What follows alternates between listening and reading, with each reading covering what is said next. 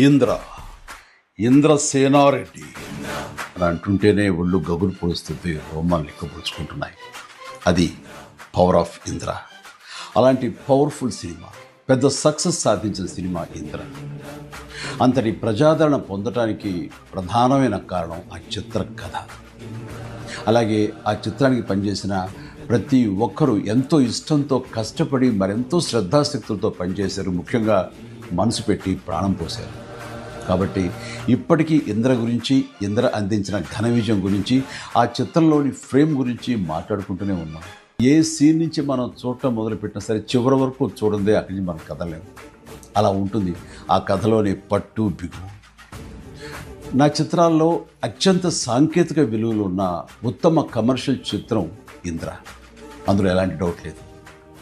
కథ, screen play, డైలాగులు, ఆర్టిస్టుల పెర్ఫార్మెన్సెస్, అలాగే emotional scenes, background score, songs, fights and what not, everything. And అన్ని పీక్స్లో ఉంటాయి.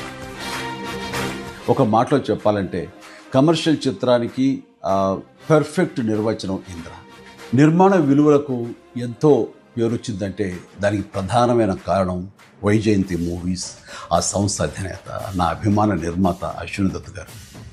ఆయనతో పాటు కథను అందించిన చిన్ని కృష్ణ, డైలాగులు రాసిన పరుచూరి సోదరులు, అద్భుతమైన మ్యూజిక్ అందించిన స్వరబ్రహ్మ మణిశర్మ, అలాగే డిపిఓ విఎస్ఆర్ స్వామి గారు, ఎడిటర్ చంటి గారు, డ్యాన్స్ అండ్ ఫైట్ మాస్టర్స్, నటీనటుల నటన, లాస్ట్ బట్ నాట్ లీస్ట్ అందరినీ మించి మా మంచి బాలుడు గోపాలుడు, డైరెక్టర్ బి గోపాల్ అత్యద్భుతంగా చెక్కి తెరకెక్కించి ఇంత పెద్ద హిట్ అవడానికి కారణమయ్యాడు.